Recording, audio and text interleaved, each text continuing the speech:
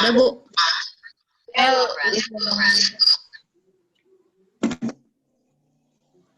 Siap? Siap, Ibu. Bismillahirrahmanirrahim. Assalamualaikum warahmatullahi wabarakatuh. Waalaikumsalam warahmatullahi wabarakatuh. Terima kasih yang sudah memberikan waktu pada kelompok kami. Di sini kami kelompok 5 ingin mempresentasikan mengenai proposal PPK yang telah kami buat, yaitu mengenai model pembelajaran brain-based learning berbasis e-learning untuk meningkatkan kemampuan pemahaman konsep matematis siswa SMK pada materi matriks. Perkenalkan anggota kelompok kami, yang pertama ada Ibu Naimatur Rohmah, kemudian yang kedua saya sendiri, Emma Kusnawati, kemudian yang ketiga ada Ibu Lilis Fatimah. Baik, untuk selanjutnya, untuk menerangkan poin-poin dari proposal yang telah kami buat, untuk Ibu Lilis akan menjelaskan dari poin latar belakang sampai ke kerangka pemikiran. Silahkan Ibu Lilis, dipersilahkan. Ya, bismillahirrahmanirrahim. Assalamualaikum warahmatullahi wabarakatuh. Untuk yang pertama yaitu judul yang kami pilih adalah model pembelajaran brain-based learning berbasis e-learning untuk meningkatkan kemampuan pemahaman konsep matematis siswa SMK pada materi matriks. Adapun latar belakang dari masalah yang kita ambil adalah pendidikan merupakan salah satu faktor yang sangat penting bagi kemajuan suatu bangsa. Semakin maju pendidikan, maka akan semakin maju pula negara tersebut. Nah, dari sini kita secara umum berangkat dari masalah yang dihadapi oleh bangsa Indonesia saat ini, yaitu terkait masalah pendidikan yang belum memadai di Indonesia, seperti itu. Kemudian yang keduanya adalah kita secara khusus menganalisis terkait matematika. Untuk matematika adalah mata pelajaran yang berperan penting dalam dunia pendidikan. Nah, kenyataan ini dapat terlihat dari mata pelajaran matematika yang selalu dihadirkan mulai dari tingkat pendidikan dasar hingga tingkat pendidikan atas. Nah, ini pun sama gitu, bahwasanya matematika dinilai menjadi mata pelajaran yang selain memang disuguhkan di semua jenjang pendidikan, tapi matematika juga memiliki masalah yang juga sangat kompleks gitu, karena tidak hanya di tingkat dasar gitu, ini pun sampai ke perguruan tinggi pun sama, mungkinnya matematika selalu disuguhkan dan ya tadi menjadi masalah yang sangat kompleks. Kemudian yang selanjutnya adalah berdasarkan beberapa hasil tes tulis siswa kelas 11 di SMK Pasundan 1 Banjaran yang diperoleh bahwasannya pada pelajaran matematika kelas 11 itu keahlian AKL, BDP maupun OTKP di SMK Pasundan 1 Banjaran masih kurang memuaskan gitu ya. Nah, berangkat dari sini bahwa karena memang PTK ini kita ambil sebagai landasan permasalahan yang ada di sekolah kami, maka yang kita ambil adalah ya tadi gitu, berangkat dari hasil nilai matematika yang memang kurang memuaskan di tingkat kelas 11 yang mana berlaku juga di setiap jurusan pada kelas 11 ini gitu. Kemudian rendahnya hasil belajar tersebut disebabkan karena selama pembelajaran sebagian siswa tidak paham dengan apa yang harus dikerjakan. Seperti halnya matematika seolah-olah didasarkan pada kemampuan untuk menghafal rumus gitu. Padahal sesungguhnya bukan masalah kita atau siswa itu paham terhadap rumus gitu, tapi harus paham terhadap konsep, sehingga bukan menghafalkan rumus itu, tapi konsepnya yang harus didalami seperti itu. Kemudian rumusan masalah. Untuk rumusan masalah yang pertama adalah masalah dalam penelitian ini dirumuskan sebagai berikut. Bahwasannya BBL berbasis e-learning dapat meningkatkan kemampuan berpikir kreatif siswa. Yaitu yang pertama. Kemudian yang kedua, apakah kemampuan pemahaman konsep siswa dengan pembelajaran BBL berbasis e-learning lebih baik dari pembelajaran konvensional?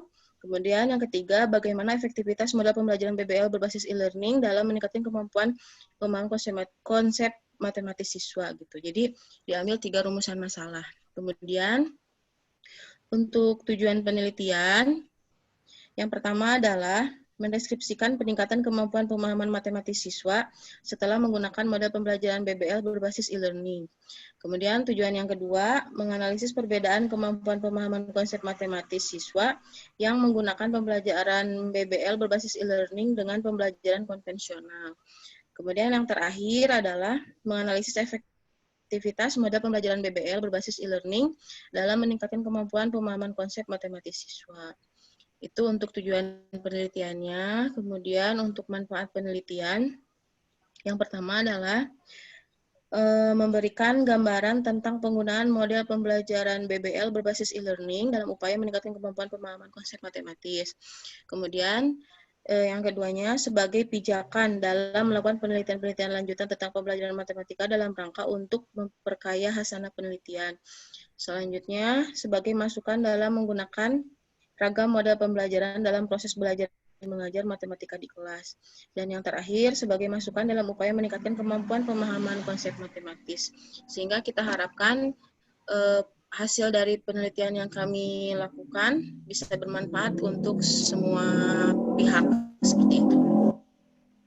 Kemudian untuk definisi operasional, yang pertama, pemahaman konsep matematika. Bahwasanya pemahaman konsep matematika siswa adalah kemampuan siswa dalam menemukan dan menjelaskan, menerjemahkan, menafsirkan, dan menyimpulkan suatu konsep matematika berdasarkan pembentukan pengetahuannya sendiri, bukan sekedar menghafal gitu. Itu definisi operasional yang pertama terkait pemahaman konsep matematika. Kemudian yang kedua, ada model pembelajaran brain-based learning berbasis e-learning. Untuk model pembelajaran ini, yang biasa kita singkat BBL, bahwasannya merupakan model pembelajaran dengan memberdayakan potensi otak siswa yang dirancang secara alamiah yang diterapkan melalui e-learning. Seperti itu. Kemudian, untuk kajian teori, yang pertama adalah definisi dari pemahaman konsep matematik. Bahwasanya tadi definisinya adalah ide abstrak dari hasil penyimpulan tentang suatu hal sehingga dapat digunakan untuk menggolongkan sekumpulan objek gitu. Itulah definisi dari pemahaman konsep matematika. Kajian teori yang kedua adalah terkait model pembelajaran brain-based learning berbasis e-learning. Model pembelajaran BBL berbasis e-learning merupakan salah satu program yang diusung oleh pemerintah untuk memecahkan suatu permasalahan dalam pendidikan. Yang mana ya tadi ya, apalagi setelah kita sambungkan gitu ya, bahwa BBL ini tidak hanya untuk saat kita konvensional, tapi juga digunakan saat ya seperti sekarang gitu ya, e-learning sangat dibutuhkan dalam masa pandemi gitu. Yang mana kaitannya adalah ketika e-learning ini dapat membuat peserta didik untuk belajar lebih memahami komputer di tempat masing-masing gitu, seperti itu. Kemudian yang ketiga adalah pengertian matematik. Bahwasannya salah satu tokoh matematika yang sangat ini mungkin ya di Indonesia, Rus Effendi, menerangkan bahwasannya dalam kamus matematika mengatakan bahwa matematika adalah ilmu tentang logika mengenal bentuk, susunan, besaran, dan konsep-konsep yang saling berhubungan satu sama lainnya dengan jumlah yang banyaknya terbagi dalam 3 bidang, yaitu aljabar, analisis, dan geometri. Kemudian yang terakhir adalah pokok bahasan matriks. Nah, kenapa memilih matriks sendiri? Karena memang ya tadi ya dirasa bahwa matriks ini untuk hasil belajar siswa itu kurang gitu. Makanya kadang siswa juga cukup kesulitan gitu dalam pembelajaran matematika, khususnya pada pokok bahasan matriks ini.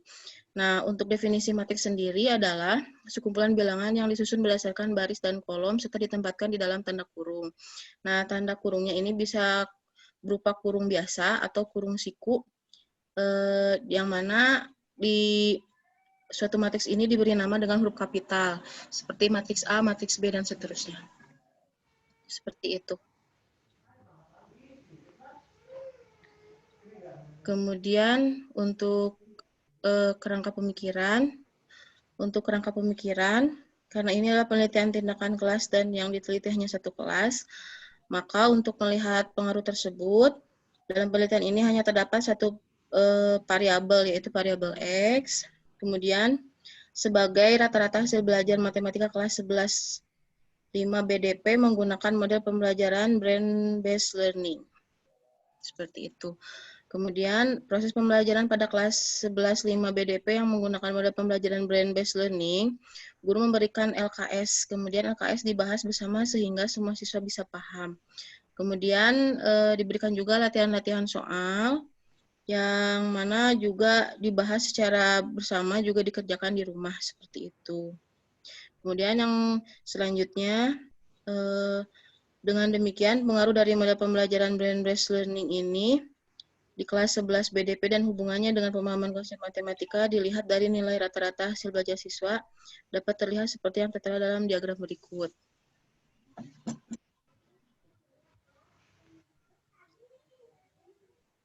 Nah, ini untuk 11.5 BDP, pembelajaran matematikanya yaitu ya tadi ya, materinya matriks, kemudian model pembelajarannya adalah brain-based learning atau BBL, kemudian terdapat juga nilai rata-rata hasil belajar matematika, yang mana ini berkaitan dengan pemahaman konsep matematik, seperti itu.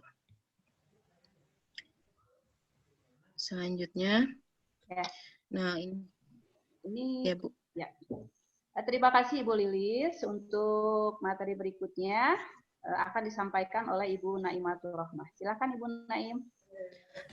Baik, di sini saya akan menjelaskan mengenai asumsi dan hipotesis penelitian. Yang pertama yaitu asumsi. Dengan demikian, bagian dasar dari penelitian ini yaitu keefektifan model pembelajaran BBL berbasis e-learning akan meningkatkan kemampuan pemahaman konsep matematis. Selanjutnya, setiap siswa mempunyai kesempatan yang sama dalam mengikuti pembelajaran matematika di kelasnya.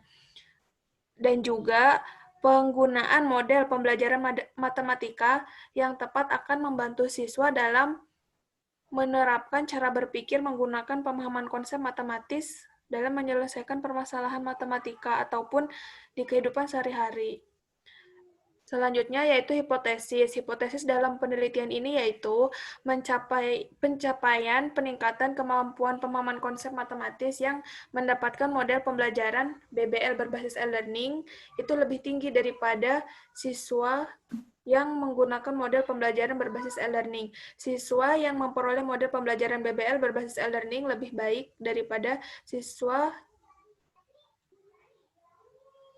yang menggunakan model pembelajaran berbasis e-learning. Keefektifan model pembelajaran BBL berbasis e-learning dapat mencapai kategori efektif yang baik. Selanjutnya yaitu metode dan desain penelitian. Jenis penelitian ini yaitu mixed method research. Desain penelitian yang digunakan dalam penelitian ini adalah model pembelajaran BBL berbasis e-learning menggunakan metode PTK atau Classroom Action Research, yaitu metode penelitian khusus untuk guru yang bertujuan untuk memperbaiki praktik pembelajaran, meningkatkan kualitas pendidikan dengan cara melakukan suatu tindakan untuk menyelesaikan masalah agar proses pembelajaran menjadi lebih baik. Hopkins dalam Suryana 2008 menyatakan bahwa PTK dilaksanakan dalam bentuk proses pengkajian yang terdiri dari 4 tahap, yaitu merencanakan, melakukan tindakan, mengamati, dan merefleksi. Peneliti bersama guru mitra menyepakati model yang digunakan dalam PTK adalah model siklus Chemis dan MC-Taggart.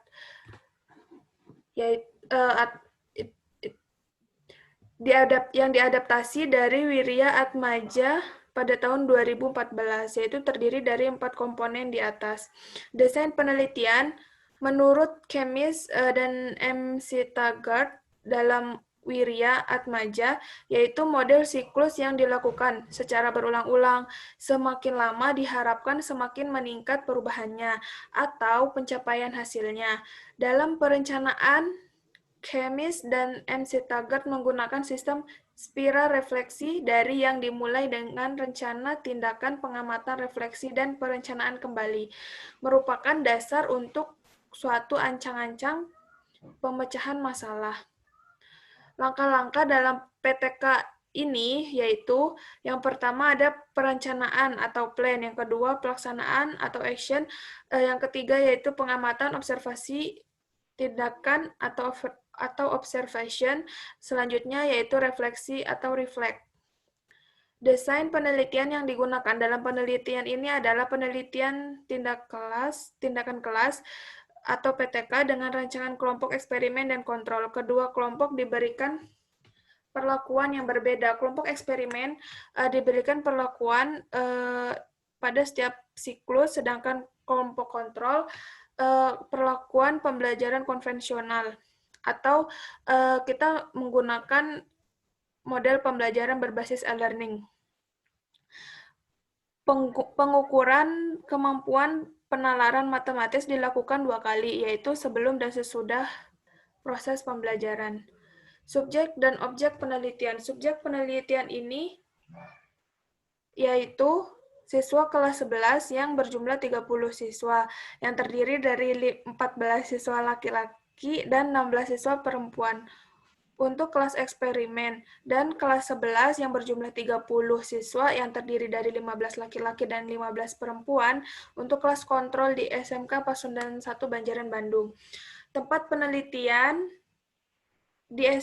yaitu di SMK Pasundan 1 Banjaran Bandung yang merupakan tempat peneliti bekerja dan berdasarkan observasi terhadap kemampuan pemahaman konsep matematis siswa masih rendah.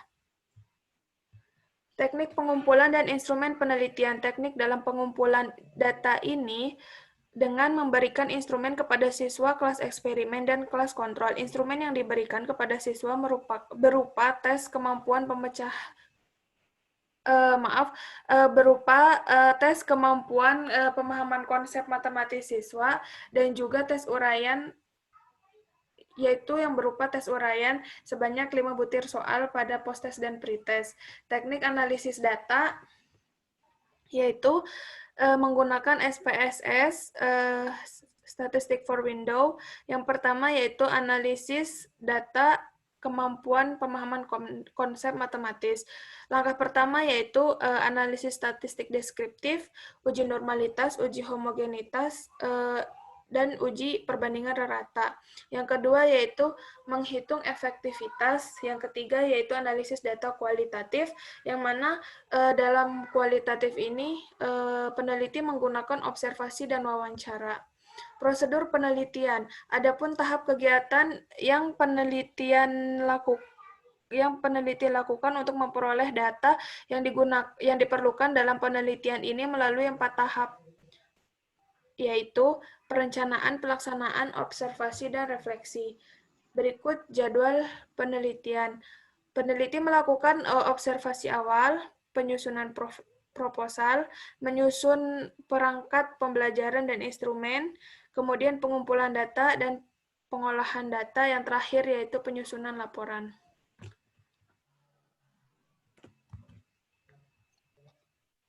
Ya, terima kasih Bu Naim dan Bu Lilis. Iya. Ya. Untuk berikutnya mungkin saya akan menjelaskan mengenai instrumen-instrumen yang akan dipergunakan selama penelitian. Instrumen-instrumen ini yang pertama ada RPP dulu, mungkin ya Bu Naim, bisa di-share screen. Ya.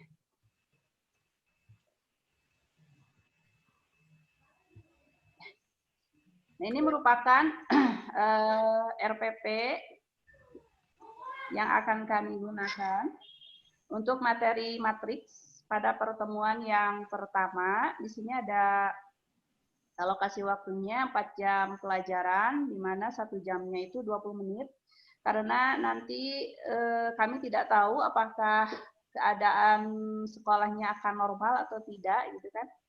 Jadi kami di sini mengalokasikan waktunya hanya 20 menit per jamnya. Karena yang akan kita pakai materi matriks, nah ini adalah kompetensi dasarnya. Di kurikulum untuk kompetensi dasar matriks ini ada pada nomor 3.15, di mana ada menerapkan operasi matriks dalam menyelesaikan masalah yang berkaitan dengan matriks. Nah ini indikatornya, karena ini adalah pertemuan pertama, Maka untuk indikatornya di sini adalah yang pertama untuk menjelaskan pengertian matrik itu sendiri, kemudian apa itu notasi matrik, jenis-jenis dan ordo matrik, kemudian menjelaskan bagaimana transpos matrik, kemudian menjelaskan kesamaan dua matrik.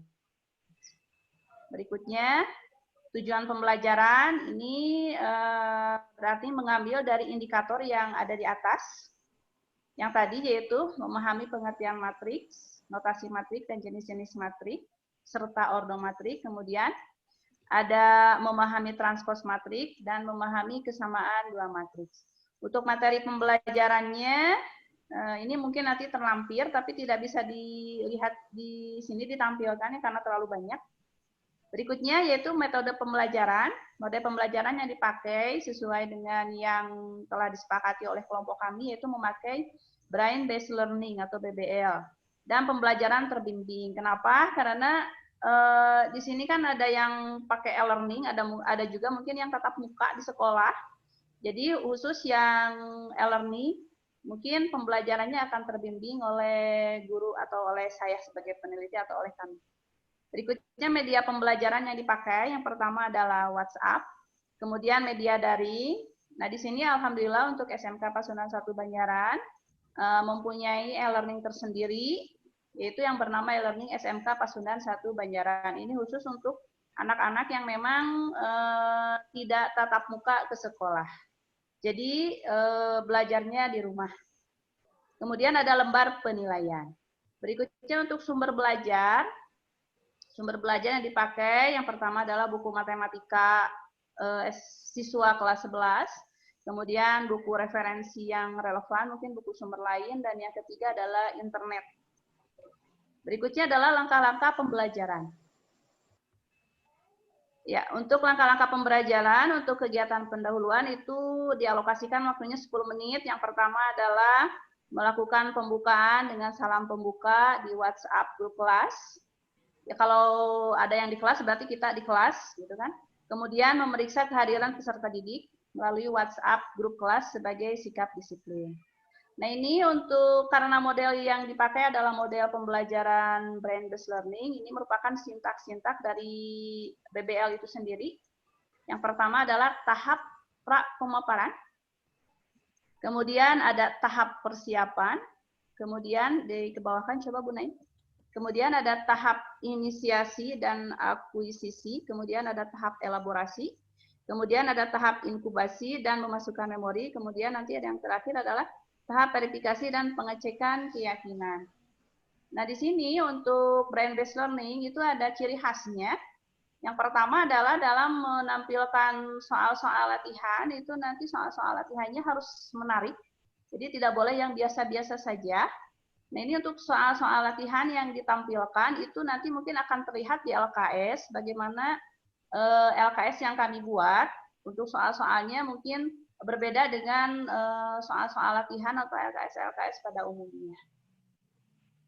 Kemudian nanti pada Brain Based Learning juga itu ada ciri khasnya, yaitu ketika anak sedang memantapkan materinya, biasanya guru-guru itu memutarkan musik-musik klasik atau musik-musik yang bisa memang merangsang pertumbuhan otaknya.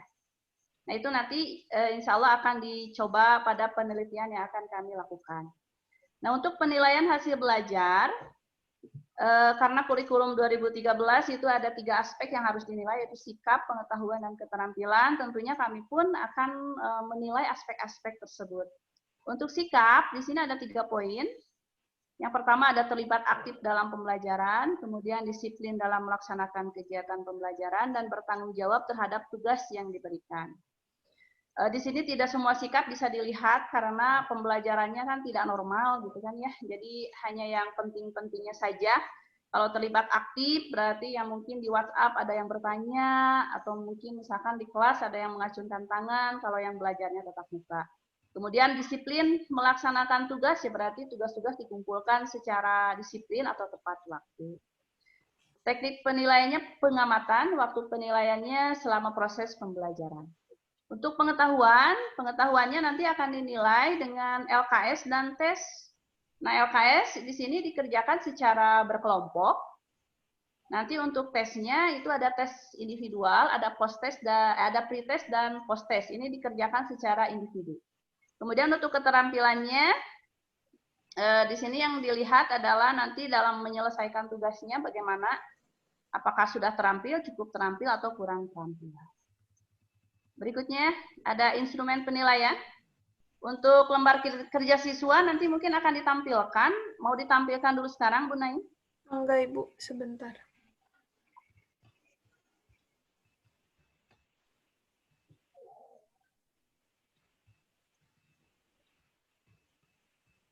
Pertemuan keberapa? Yang pertemuan pertama saja. Pertama saja. Pertemuan pertama. Bentar, Ibu. Ya. Oh ya, ini karena PTK-nya ada 3 siklus, berarti ada 3 pertemuan. Berarti nanti kami akan membuat 3 LKS untuk pertemuan pertama, kedua, dan ketiga. Post-test dan pre-testnya juga. Untuk pre-test mungkin di pertemuan pertama tidak ada, karena ini adalah pertemuan pertama, otomatis siswa belum memahami materi, gitu kan. Jadi langsung ke post-test, gitu kan, untuk pertemuan yang pertama. Nah ini untuk lampiran dari lembar kerja siswa pertemuan ke-1. Di sini kami menuliskan kompetensi dasarnya dengan lengkap. Kemudian di sini ada nama anggota kelompoknya juga. Nah, ini adalah tampilannya. Jadi seperti ini. Seperti siswa ini digiring untuk mengerjakan suatu materi di mana nantinya pada akhir soal itu siswa digiring untuk menyimpulkan apa yang jadi dasar dari pertanyaan tersebut. Mungkin bisa dilihat dari atas sampai bawah, silakan di-scroll aja pelan-pelan, gunain. Nah, ini seperti ini. Nanti notasi dan ordomatrik. Jadi nanti satu persatu dari awal sampai akhir siswa digiring, sehingga nantinya akan membuat suatu kesimpulan apa itu notasi dan ordomatrik. Macam-macam matriks juga di sini. Nah, jadi nanti siswa pun sama. Nah, disuruh menyelidiki, disuruh apa, gitu kan ya. Nah, ini. Oh ya, nah ini sebelum dibagikan LKS, nanti siswa juga akan disuruh untuk mendownload materi PPT matriks yang sudah kami buat tentunya. Nah, jadi di sini sebagai acuan untuk mengerjakan LKS yang telah kami berikan ini. Jadi siswa tidak akan istilahnya tidak akan buta materi karena kami sudah memberikan materinya terlebih dahulu. Nah, ini untuk materi pertemuan untuk LKS pertemuan pertama sampai kesamaan 2 matriks.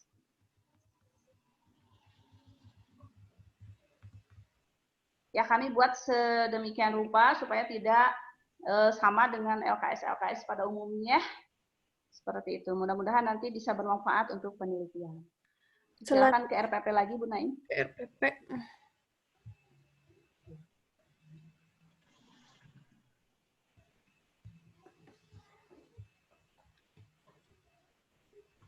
Ya, selanjutnya adalah untuk soal tertulis. Nah, ini untuk post-test. Di sini langsung post-test. Kenapa? Karena ini kan pertemuan pertama, jadi tidak mungkin pre-test dulu karena siswa belum tahu materinya. Kan? Jadi untuk pertemuan pertama langsung ke post-test dulu. Nah, ini soalnya ada 3 soal. Soal-soal ini berarti mengacu pada materi yang tadi dikerjakan di LKS dan kemudian mengacu pada materi yang sudah disampaikan atau diberikan lewat PowerPoint yang telah kami upload di e-learning. Nah, ini nanti pun akan ada lampiran post-testnya ya, Bu Naim ya. Iya. Nah, ini kunci jawabannya sudah lengkap di sini di RPP-nya sudah kami siapkan.